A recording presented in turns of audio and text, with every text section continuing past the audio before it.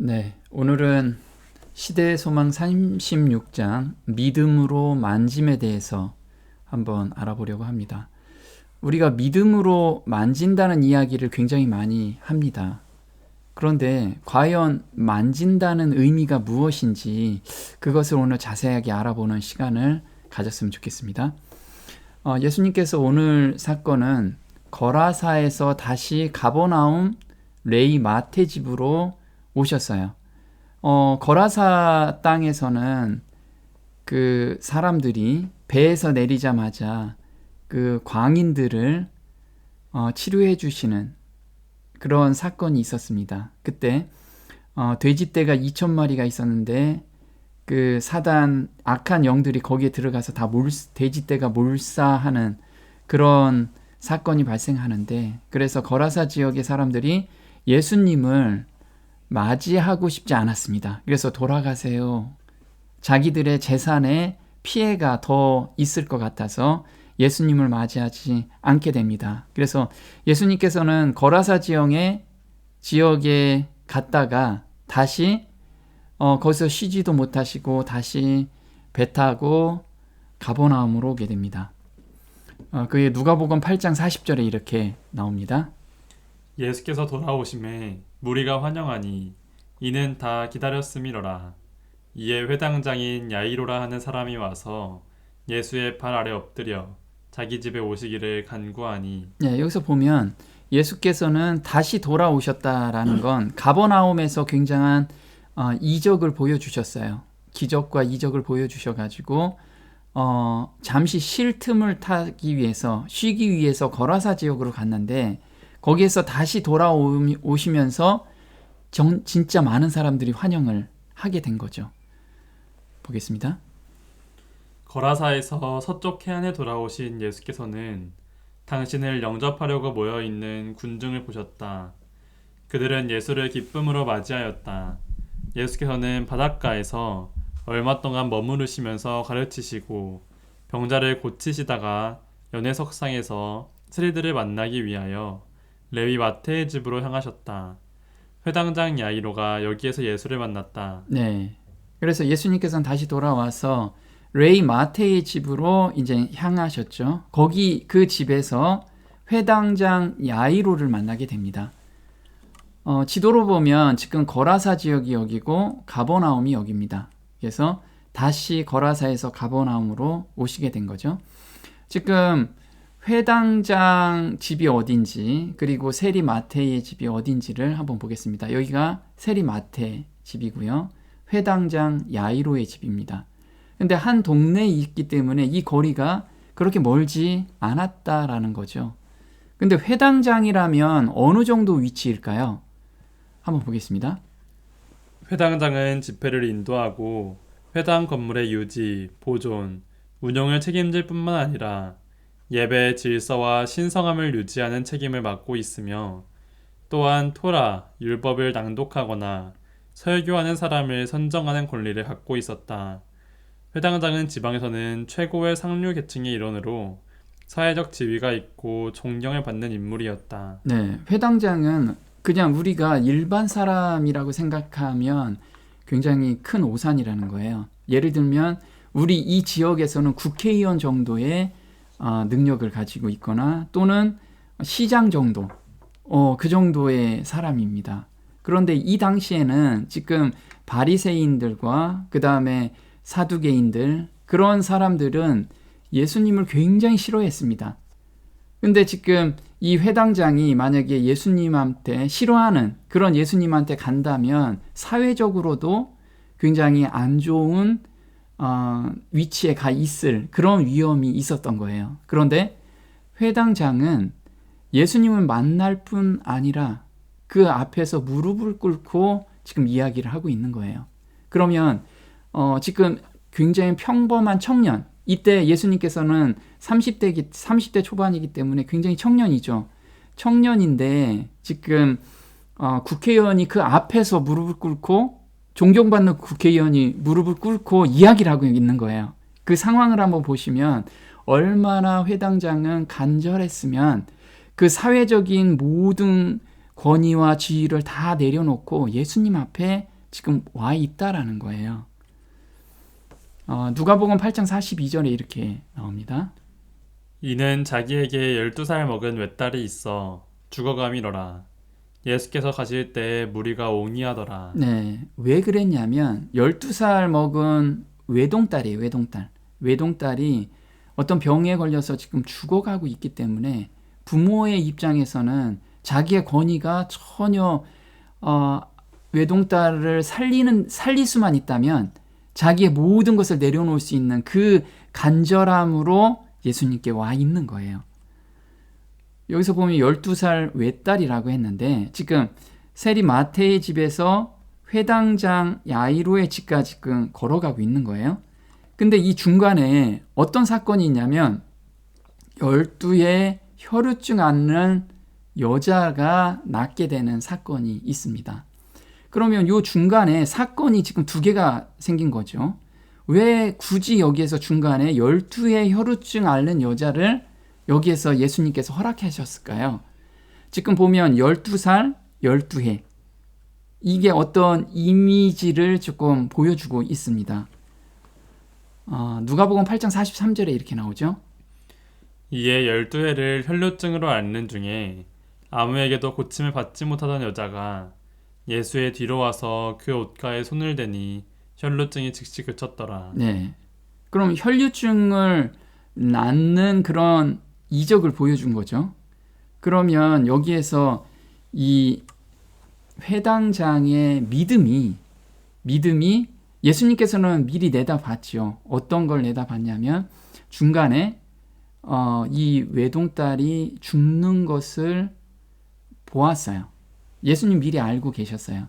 그런데 회당장은 그 소식을 들을 때 믿음이 무너질 것을 미리 아셨어요. 그래서 그 믿음을 굳건히 하기 위해서 이 혈류증 걸린 여자의 사건을 보여주신 거예요. 그래서 믿음을 굳건히 해라. 그러면 그 믿음이 너희 딸을 살릴 거다. 이걸 지금 말씀해 주시기 위함이었던 거죠. 그래서 회당장의 믿음을 굳건히 하기 위해 중간에 혈류증 여인의 기적을 경험하게 하셨다. 누가복음 8장 50절에 그래서 이렇게 말씀하신 거예요. 두려워 말고 믿기만 하라.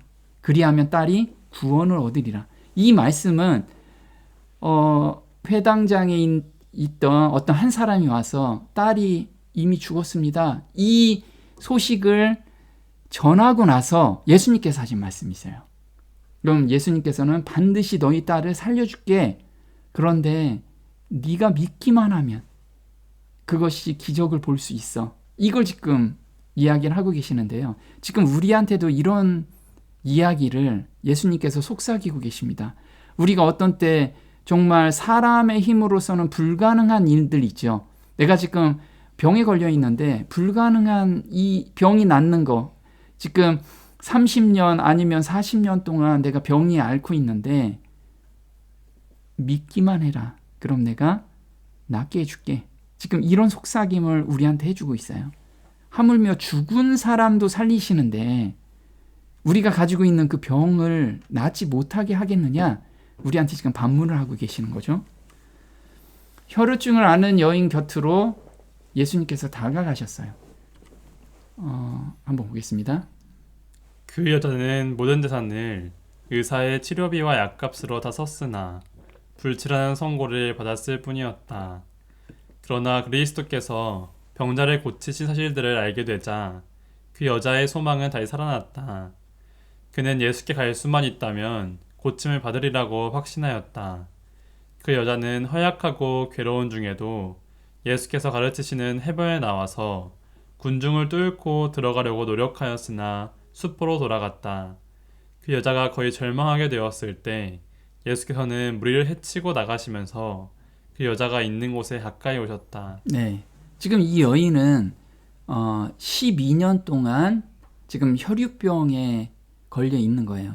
혈유병이라는 게 출혈이 계속해서 멈추지 않는 병이죠. 그럼 우리 같은 경우는 만약에 출혈이 계속 있으면 빈혈도 생기고 그 다음에 사람이 허약할 대로 허약했겠죠. 근데 1, 2년이 아니고 12년 동안 그런 거예요. 그러니까 지금은 거의 죽기 일보 직전까지 와 있는 거예요. 그런데 이 사람이 그동안에 자기가 할 수 있는 모든 것을 했던 거예요. 의사한테 치료비도 주고 약값으로 자기가 자기의 모든 재산을 다 탕진하게 된 거죠. 그런데도 이 병을 고칠 수가 없었어요. 근데 예수님께서 정말 병자들을 고친다는 소식이 자기한테 전해 듣게 되었죠. 그러면서 희망이 생기게 된 거예요. 근데 이 고침을 받는 단계가 있습니다. 첫 번째 어떤 단계냐면 병을 고치신 사실을 알게 되었어요. 그럼 누군가는 알려줬겠죠. 이 여인한테 누군가는 문둥병자도 살아나고 그 다음에 안진뱅이도 고치고 이런 걸 알려주었을 거라는 거예요. 불치병을 고쳤다라는 거. 두 번째는 이 여인이 소망이 살아났죠. 아, 그럼 나도 고침을 받을 수 있겠구나. 이 간절한 마음이 생겨나기 시작했어요. 그런데 세 번째, 점점 예수님의 소식을 계속 들으면 들을수록 고침을 받으리라는 확신이 이제 마음에 서게 됩니다. 그래서 그 힘든 몸을 가지고 예수님을 반드시 만나야겠다. 이 끊임없는 노력을 시작을 했어요. 어떻게 하면 예수님을 만날 수 있을까? 그런데 예수님께서는 놀랍게도 여자가 한 발자국만 뛰었는데 예수님께서 100발자국으로 여인한테 다가오셨어요. 우리도 마찬가지라는 거예요. 우리가 할 수 있는 것은 예수님하고 예수님께 간절히 기도하고 매달릴 때 예수님께서는 저 멀리에서 한 걸음에 우리를 달려오신다라는 거예요. 근데 여기서 여인이 예수님 앞에까지 갈 때까지 굉장한 각오가 그리고 용기가 필요했습니다. 왜냐하면 유출병을 가지고 있는 여인은 부정한 여인이었기 때문에 그래요. 그래서 부정한 여인들이 대중 앞에 서면 사람들이 가까이 오지 못하게 돌을 던졌습니다. 그래서 그 돌에 맞아 죽을 수도 있었던 거예요. 문둥병 환자하고 비슷했어요. 한번 레이기 15장 25절 보겠습니다. 만일 어떤 여자가 격리기간이 아닌데 여러 날 동안 피해 유출이 있거나 그녀의 격리기간을 지나 유출이 있으면 그녀의 불결을 유출하는 모든 날은 그녀의 격리난들과 같을지니 그녀는 불결하리라. 네, 그래서 유출병이 계속 있으면 불결하리라 라고 지금 이야기를 했어요. 근데 또 뭐가 있냐면 그녀가 앉은 곳, 만진 곳은 다 부정하다라고 지금 이야기를 해요. 그래서 유출병이 있는 환자는 그 근처에 사람들이 가지를 않았습니다. 그리고 오지 못하게 했어요. 그게 레이기 15장 26절입니다. 그녀가 앉은 모든 곳도 불결하여 그녀의 격리 시에 불결한 것 같으리니 그런 것들을 만지는 자는 누구라도 불결하니 자기 옷을 빨고 물로 몸을 씻을 것이요 저녁까지 불결하니라. 네, 그런데 지금 예수님이 그 주변에는 얼마나 많은 사람이 와 있었냐면 진짜 어마무시하게 많이 와 있었던 거예요. 근데 그 안에서 이 여인은 그 안에 들어간다라는 것은 죽음을 각오할 정도로 그런 일이라는 거예요. 사람들이 그렇게 바글바글한 곳에서 유출병이 있는 것을 보게 된다면 사람들은 정말 그 여인을 혐오하고 내쫓는 그런 사건이 발생한다는 거예요. 그녀의 질병을 알게 되면 접근하지 못하도록 돌을 던질 것이다. 자칫 죽을 수도 있었다. 하지만 그녀의 믿음은 죽음을 넘어설 정도로 간절하였다. 그래서 지금 우리가 어떤 병에 있거나 또는 나의 어떤 고통에 있다면 우리가 죽을 각오로 그 마음으로 예수님께 가야 돼요. 그러지 않고 우리는 어느 것에 한번 우리는 현대 기술, 현대 의학 또 나의 생각을 지금 의지하고 있기 때문에 예수님을 만날 수가 없다라는 거예요. 보겠습니다. 그 여자는 드디어 크신 의원이신 예수 앞에 있게 된 것이다. 그러나 혼잡 속에서 예수의 모습을 잠깐 스쳐보았을 뿐 그에게 말할 수도 없었고 그를 붙들 수도 없었다. 구조될 유일의 기회를 놓칠까 두려워서 그 여자는 앞으로 밀고 나가면서 혼잣말로 그의 겉옷만 만져도 구원을 받겠다고 하였다. 그 여자는 예수께서 지나실 때에 앞으로 나아가서 예수의 옷가를 간신히 만지는 데 성공하였다. 그러나 그 순간에 그 여자는 자기가 나았다는 것을 알았다. 그 한 번의 만짐에 그 여자의 일생의 믿음이 집중되었고 그 즉시로 그 여자의 고통과 쇠약함은 완전한 건강의 활력으로 바뀌었던 것이다. 네, 지금 이 여인은 그 한순간에 예수님의 옷자락을 만졌을 때 그 한순간이 인생의 믿음이 집중되었다라는 거예요. 이 집중되었다라는 건 뭐냐면 자기의 모든 것을 내려놓고 초집중을 해서 거기에 매달렸다라는 거예요. 근데 그 매달림에 내가 저 옷자락을 만지기만 하면 난 날 수 있다라는 그 믿음을 가지고 그 군중을 헤치면서 예수님의 그 옷자락을 만지게 된 거죠. 그래서 낫게 된 거예요. 믿음대로 된 거죠. 근데 어떻게 옷단수를 만지기만 해도 고침을 받을 수 있다고 생각했을까요? 지금 옷단술이 뭐냐면 요 밑에 있는 술이에요. 이렇게 그것을 술이라고 합니다. 민수기 15장 38절엔 술에 대해서 이야기가 나옵니다. 보겠습니다. 이스라엘 자손에게 일러 그들 대대에 걸쳐 그들의 옷단의 귀에 술을 만들고 그 옷단의 술에는 청색 끈을 붙이도록 명하라. 이 술은 너희로 보고 주의 모든 계명들을 기억하여 그것들을 행하게 하려는 것이니 이는 너희로 음란하게 숭배하게 하는 자신의 마음과 자신의 눈을 따라 추구하지 않게 하려는 것이며 너희로 기억하고 나의 모든 계명들을 행하여 너희 하나님께 거룩해지게 하려 함이니라. 네, 지금 이스라엘 백성 중에 이 술을 보면서 모든 계명을 기억하게 하고 그렇게 행하게 하나님께서 이야기를 해주신 거예요. 그래서 거룩하게 살려고 하는 사람은 항상 걸어가면서도 하나님 계명을 계속 생각했던 거예요. 그러니까 이 여인은 저 거룩한 분의 그 술만 잡아도 내가 낫겠다라는 생각을 가졌던 거예요. 그래서 이 여인이 그 술을 만지고 거룩해졌죠. 낫죠. 병이 났어요. 그런데 이 여인만 술을 만지고 나서 병이 났을까요? 이 여인 이후에 수많은 사람이 예수님의 그 옷자락을 만지고 나서 병이 나았어요. 그게 마가복음 6장 56절에 이렇게 나옵니다. 아무데나 예수께서 들어가시는 마을이나 도시나 촌에서 병자를 시장에 두고 예수의 옷가에라도 손을 대게 하시기를 간구하니 손을 대는 자는 다 성함을 얻으리니라. 네. 이 여인의 어떤 간증을 통해서 그 다음부터 사람들이 예수님의 옷자락을 믿음의 마음으로 잡게 된 거예요. 그 이후에 엄청나게 많은 사람들이 다 성함을 얻게 된 거예요. 그러면 이 여인이 어떤 간증을 했길래 이런지 그 부분을 좀 보도록 할 거예요. 내 믿음이 너를 구원하였다. 누가복음 8장 45절입니다. 예수께서 가라사대 내게 손을 댄 자가 누구냐 하시니 다 아니라 할 때에 베드로가 가로되 주여 무리가 옹이하며 미나이다. 예수께서 가라사대 내게 손을 댄 자가 있도다.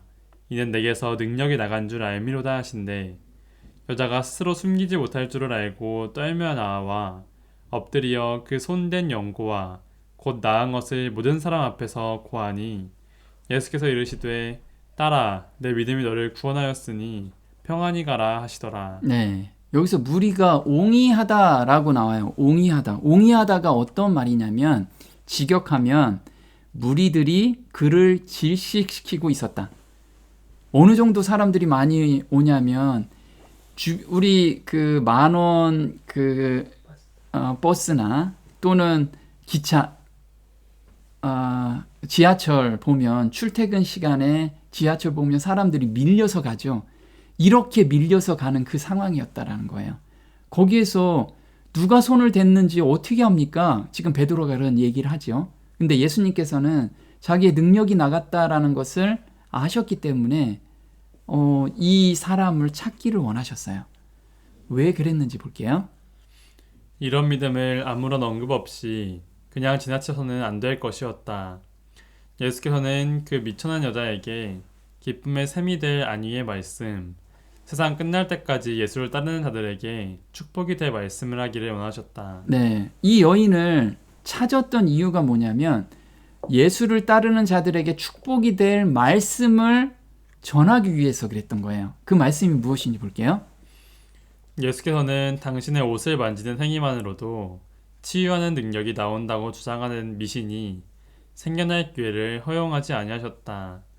병이 완쾌된 것은 예수와의 외적인 접촉으로 말미암은 것이 아니요 예수의 거룩하신 능력을 붙잡은 믿음으로 말미암은 것이었다. 네, 만약에 이 여인을 찾지 않게 된다면 사람들이 예수님의 옷자락만 그냥 만지면 된다 이렇게 미신으로 믿을까봐 예수님께서 병을 고치게 된 것은 예수님의 거룩하신 능력을 붙잡은 믿음이라는 거예요.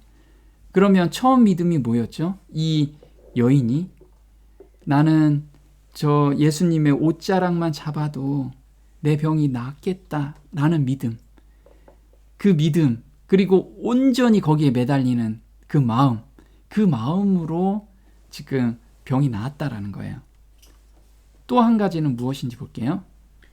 이 여인이 이제 종교적으로 부정하지 않다는 것, 그래서 더 이상 사회적 냉대를 받을 이유가 없다는 것을 선언해 주시기 위함이었다. 네, 예수님께서는 이 여인에 대해서도 지금 그동안에는 혈육병을 앓았기 때문에 종교적으로 부정하다라고 사람들이 다 알고 있잖아요. 12년 동안 그랬기 때문에. 그런데 이젠 완치되었다라고 해서 사람들한테 그걸 보여주기 위해서 이 여인한테 자유함을 주기 위해서 그런 배려 때문에 이 여인을 찾으셨다라는 거죠. 능력을 경험하는 참 믿음이란 무엇인지 한번 보도록 하겠습니다. 그리스도의 주위에 가까이 밀려다니며 경탄하던 군중은 생명의 능력에 접근해 있음을 깨닫지 못하였다. 그러나 고통당하는 그 여인은 고침을 받으리라고 믿고 손을 내밀어 예수를 만졌을 때의 치유의 능력을 체험하였다. 영적 사물에 있어서도 그와 같다. 신앙에 관하여 경박하게 말하거나 줄인 심령과 산 믿음 없이 기도하는 것은 아무런 소용이 없다. 그리스도를 단순히 세상의 구주로 받아들이는 명목상의 믿음은 결코 심령의 치유를 가져올 수 없다. 네, 지금 예수님을 밀면서 가는 엄청나게 많은 무리들이 있었죠. 그런데 그 무리들은 예수님이 세상의 구주셔. 여기까지만 믿고 있다라는 거예요. 나의 구주시다라는 것을 믿지 않는다라는 거예요. 그거는 경험을 통해서 가능한데 사람들은 그 산 믿음을 경험하지 못하고 있다라는 거예요. 그럼 산 믿음이라는 게 어떤 건지 또 보겠습니다. 구원에 이르는 믿음은 단순히 진리에 대한 단순한 지식인 동의가 아니다. 그리스도에 관하여 믿는 것으로는 충분하지 않다. 우리는 그리스도를 참으로 믿어야 한다. 우리에게 유익을 주는 유일한 믿음은 곧 그리스도를 개인의 구주로 믿는 것, 곧 그리스도의 공로를 우리들 자신의 것으로 삼는 믿음이다. 구원하는 믿음은 그리스도를 받아들이는 자들이 자신들을 하나님과의 계약관계로 결합시키는 한 거래이다. 산 믿음은 활력의 증가, 의지하는 신뢰를 의미하며 그것으로 말미암아 영혼을 정복하는 능력자가 된다. 네, 이게 조금 어려운 말들을 지금 많이 써놨어요. 보면 하나님과의 계약 관계로 결합시키는 한 거래래요. 이게 살아있는 믿음이. 예를 들면 우리 베드로가 밤새도록 고기를 잡았는데 고기 한 마리를 못 잡았던 거죠. 아침에 예수님께서 깊은 바다에서 고기를 잡아라, 그물을 쳐라 라고 말씀을 하셨어요. 근데 베드로가 무엇이라고 얘기하냐면 자기가 그동안에 베터랑 그 어부로서 상상이 안 되는 일이라는 거예요, 그게. 그런데 무엇이라고 얘기하냐면 주님의 말씀에 의지하여. 자, 말씀에 의지한다라는 건 뭐냐면 저는 믿어지진 않는데요. 예수님의 말씀을 내가 의지해서 의지한다라는 게 무엇이냐면 온전히 내가 힘을 이렇게 중심을 잡는 게 아니고 중심을 전혀 잡을 수 없을 정도로 기대는 걸 의지한다라고 얘기해요. 나의 힘이 전혀 들어갈 수 없는 상황까지 가는 것이 의지하다. 그러면 말씀에 의지하여 제가 한 발을 떼겠습니다. 거기 가서 제가 그물을 던지겠습니다. 이것이 하나님과의 계약 관계로 결합시키는 한 거래라는 거예요. 그럼 하나님께서 우리한테 말씀을 주셨죠.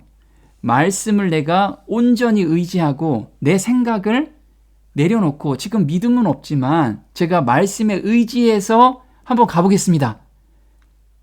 한번 가보겠습니다 해서 내 모든 생각과 내 모든 의지를 거기에 결합시킬 때 그때가 살아있는 믿음을 발휘한다는 거예요. 거기서 기적과 이적이 나한테 이루어진다는 거예요. 그래서 여기서 보면 의지하는 신뢰를 의미하며 이게 의지하는 신뢰예요. 나는 그거 잘 믿어지지 않는데요. 제가 말씀에 의지해서 가겠습니다. 이게 의지하는 신뢰. 우리는 그런 것을 한두 번 경험해 보면 그 다음부터는 어떤 상황에 왔을 때 말씀에 의지해서 간다라는 거예요. 그게 우리가 계속해서 믿음으로 자라남이라는 거예요. 자, 예수님께서는 그 여인한테 간증하기를 요구하셨어요. 간증을 하고 안 하고가 아니고 요구하셨다라는 건 반드시 하라고 말씀을 하세요. 왜냐하면 그 간증은 영혼 구원의 강력한 무기이기 때문에 그래요. 자, 너희는 나의 증인이요 나는 하나님이니라 여호와의 말이니라. 이사야서 43장 12절인데 한번 보겠습니다. 이 여인을 고치신 후에 예수께서는 그 여인이 받은 바 축복을 고백하기를 원하셨다. 복음이 가져다주는 선물은 몰래 보존하거나 은밀히 즐겨서는 안 된다. 그와 같이 주께서는 우리에게 하나님의 인자하심을 고백하라고 요구하신다. 하나님의 미쁘심을 우리가 선전하는 것은 그리스도를 세상에 나타내는 데 있어서 하늘이 선택한 수단이다. 우리는 옛날의 성인들을 통하여 알려진 바 하나님의 은혜를 고백해야 한다. 그러나 가장 효력이 있는 것은 우리 자신의 경험에 대한 증언인 것이다. 네, 지금 하나님께서는 하나님의 품성을 드러내는 가장 좋은 방법이 바로 우리의 간증이라는 거예요. 자기 삶에서 하나님을 경험한 그 내용을 정말 사람들한테 증언하는 거, 경험을 증언하는 거, 아주 작은 거, 유창하게 뭔가를 막 논리적으로 이야기하는 거, 그것도 중요하지만 그거보다 더 요구하신 것은 너가 경험한 예수님을 증거하라. 이것을 우리한테 요구하고 계신다는 거예요. 보겠습니다. 각 개인은 모든 다른 개인과는 구별되는 생애를 하며 본질적으로 다른 사람의 경험과는 같지 않은 경험을 가지고 있다. 하나님께서는 우리 자신의 개성으로 특징 지어진 찬송을 당신께 상달시키기를 원하신다.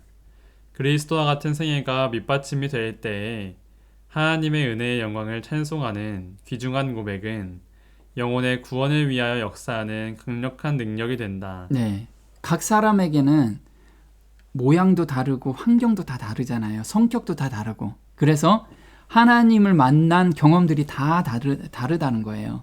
그리고 각자가 부르는 찬송도 거기서 다 달라요.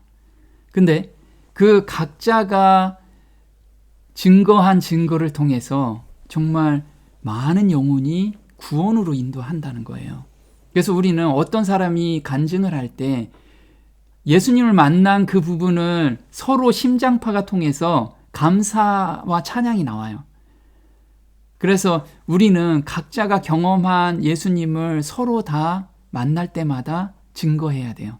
만약 그런 증거가 없다라고 하면 내가 지금 예수님하고 매일같이 만나고 있지 않다라는 반증이기도 해요. 그래서 우리는 만날 때마다 예수님을 만난 이야기를 계속 해야 돼요. 자, 간증할 때 믿음이 강하여지고 치료가 급속히 이루어진다는 거예요. 보겠습니다. 하나님의 모든 선물을 우리 기억에 생생하게 보존하는 것은 우리 자신에게 유익이 된다. 이리하여 믿음은 요구하고 받는 일에 더욱 강하여진다. 우리는 다른 사람들의 믿음과 경험에 대해서 읽을 수 있는 모든 기사 가운데서보다 자신이 하나님에게서 직접 얻는 가장 적은 축복 가운데서 더 많은 격려를 얻는다. 하나님의 은혜에 응답하는 사람은 물된 정원과 같다. 그의 치료는 급속할 것이며 그의 빛이 흑암 중에서 발하여 주의 영광이 그에게서 나타날 것이다. 네, 그래서 이 혈육증 앓은 여인도 누구한테 소식을 들었죠. 한 번 들은 게 아니고요. 낫다라는 소식들이 계속해서 들리면서 자기 마음속에서 확신이 생긴 거예요. 아, 나도 예수님을 만나면 병이 낫겠구나. 그래서 우리는 각자가 경험한 이야기를 계속해서 하게 되면 또 내가 들을 때 믿음이 점점 자라는 거예요. 그러면 여인도 마찬가지였죠. 예수님께 가서 내 병이 낫겠구나 하고 요구하고 받는 일에 더욱 강하여진다는 거예요. 아, 하나님께서 정말 주시는구나. 이 확신이 생긴다는 거예요. 그래서 우리에게는 서로 교제 가운데 우리는 두세 사람이 내 이름으로 모인 그곳에 내가 있겠다라고 하신 그 말씀을 잊으시면 안 돼요. 그래서 두세 사람이 정말 서로 경험한 예수님을 교제할 때 엄청나게 강력한 힘이 생기는 거예요. 거기에 믿음이 서로 자라게 되고 그걸 우리는 잊지 않아야 돼. 그게 하나님의 섭리라는 거예요. 섭리. 보겠습니다. 이스라엘 백성처럼 증거의 돌비를 세워서 하나님께서 우리를 위해 행하신 그 귀한 이야기를 그 돌에 새기자. 그리하여 주께서 우리의 생애에서 우리를 대우하신 일들을 돌아보고 감사함이 충만한 마음으로 하나님께 찬송을 드리자. 네, 이스라엘 백성들은 하나님의 그 역사에 대한 것을 그 베풀어 주신 은혜에 대해서를 증거의 돌비에 막 새겼어요. 근데 그 돌비를 바라보면서 아, 우리한테도 살아계신 하나님이 계시지 이 확신을 그 후세들이 계속 가지고 있었다라는 거예요. 근데 우리는 마음의 신비에 이걸 심으라는 거예요. 고린도후서 3장 3절에 이렇게 나오죠. 너희는 우리로 말미암아 나타난 그리스도의 편지니 이는 먹으로 쓴 것이 아니요 오직 살아계신 하나님의 영으로 한 것이며 또 돌비에 쓴 것이 아니요 오직 육의 신비에 한 것이라. 예, 육의 신비라는 건 마음판이라는 거예요. 이스라엘 백성들은 돌비에 새겨서 그걸 기념했지만 우리는 마음판에 매 순간 새길 수 있다라는 거예요. 하나님의 영을 통해서 하나님의 영의 역사를 통해서 감동하심으로 우리가 육의 신비에 그게 하나씩 하나씩 기록된다는 거죠. 그럼 어느 순간에 그런 기억들이 되살아나면서 믿음이 공고해진다는 거죠. 자, 딸은 죽었지만 회당장의 믿음으로 살아났다. 자, 지금 사건이 어떻게 됐냐면 회당장 집까지 가는 중간에 혈우증 앓은 그 여인이 지금 믿음으로 낫게 됐어요. 그 다음에 이제 회당장까지 가는 이야기입니다. 누가복음 8장 49절입니다. 아직 말씀하실 때 회당장의 집에서 사람이 와서 말하되 당신의 딸이 죽었나이다. 선생을 더 괴롭게 마소서 하거늘 예수께서 들으시고 가라사대 두려워 말고 믿기만 하라. 그리하면 딸이 구원을 얻으리라 하시고 예수께서 아이의 손을 잡고 불러 가라사대 아이야 일어나라 하시니 그 영이 돌아와 아이가 곧 일어나거늘 예수께서 먹을 것을 주라 명하신대 그 부모가 놀라는지라. 예수께서 경계하사 이 일을 아무에게도 말하지 말라 하시니라. 네. 자, 지금 죽었다는 소식이 들렸어요. 이때 소식이 들렸을 때 이 아버지의 마음은 어땠을까요? 아, 이제 끝이구나. 우리가 그런 생각 들죠. 완전히 절망 가운데로 들어가 있겠죠. 그래도 살아있을 때는 약간의 희망이라도 있는데 죽었다고 하니까 어때요? 더 이상 돌이킬 수가 없구나. 이 절망 가운데 갔을 때 예수님께서 말씀하신 거예요. 두려워 말고 믿기만 하라. 그리하면 딸이 구원을 얻으리라. 너 조금 전에 그 봤잖아. 12해 걸린 혈루증 앓은 여인이 어떻게 병이 낫는지 너 봤지? 그 여인의 믿음처럼 그 믿음을 굳건히 지켜라. 지금 이렇게 말씀을 하고 계시는 거예요. 그래서 두려워한다라는 것은 절망과 원망이 몰려오려고 할 때, 원망은 왜 왔을까요? 예수님 조금만 빨리 갔으면 됐을 텐데 저 혈루병 앓는 여인 그거 치료해 주냐고 시간이 많이 걸렸잖아요. 그런 마음이 생기려고 할 때 예수님께서 말씀을 하신 거예요. 보겠습니다.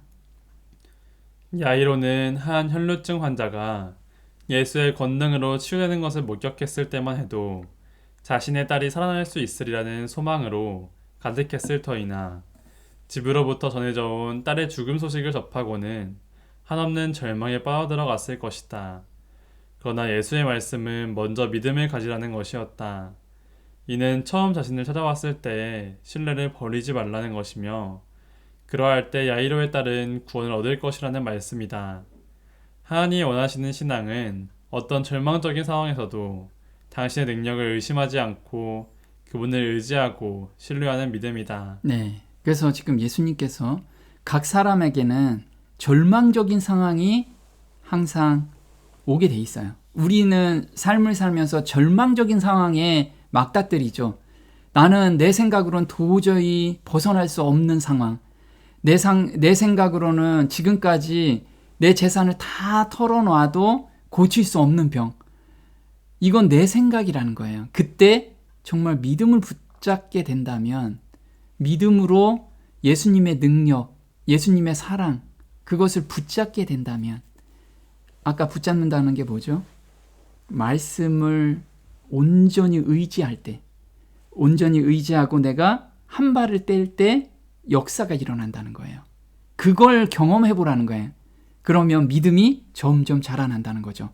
그 상황이 우리가 잘 안 될 때는 주변의 사람들이 어떤 병이 난 경험이라든가 그리고 어떤 상황에서 예수님을 만난 그런 경험들을 그런 교제 가운데 들어가라는 거예요. 그러면 내가 꺼져 있던 믿음이 점점 자라나게 돼서 나도 언젠가는 그 확고한 믿음 안에 내가 설 수 있게끔 예수님께서 거기까지 우리를 인도해 가신다는 거죠. 근데 여기서 희한한 게 아까 예수님께서는 혈루증 앓은 여인한테는 간증을 하라고 말씀을 하셨는데 여기는 이 일을 아무에게도 말하지 말래요. 왜 그랬을까요? 그 소문이 온 땅에 퍼지더라. 근데 말을 안 했는데도 온 땅에 퍼졌어요. 왜냐하면 거기에 모여있던 많은 군중들이 되게 많았죠. 애가 죽었다는 소식을 듣고 울기도 하고 그랬다는 거죠. 근데 애가 살아서 다시 왔어요. 근데 이 부모한테는 이 얘기를 한 이유가 있습니다. 보겠습니다. 아이의 부모들이 지나치게 흥분하여 나타난 사건에만 집착하여 본질적인 문제, 즉 하나님의 은총에 대한 감사를 망각하지 않게 하려고 그렇게 했다. 예수께서는 사람들이 자기를 단지 기적이나 일으키는 마술장이 정도로 오해하는 것을 원치 않으셨기 때문이다. 네, 그래서 사실 부모 입장에서는 애가 낳았다고 그러면 막 흥분해서 막 사건을 막 이야기를 하겠죠. 이것을 자제시켰던 거예요. 정말 믿음으로 이걸 잡은 거지 야이로의 그 믿음 때문에 아이가 낳았다라는 거예요. 그 믿음을 예수님께서는 그 믿음에 대한 소문이 퍼지기를 원했지 예수님께서 기적을 일으키는 요술쟁이, 마술쟁이로 사람들한테 퍼지기를 원하지 않으셨다라는 거죠. 그래서 우리가 지금 각자에게는 넘을 수 없는 어떤 환경이 왔을 때 그때가 곧 믿음을 활용할 때라는 거예요. 우리 각자는 정말 오늘 교제 가운데서 예수님을 믿음으로 잡는다는 게 무엇인지 한번 깊이 묵상하고 생각하는 그런 시간으로 들어갔으면 좋겠습니다. 오늘 여기까지 하겠습니다.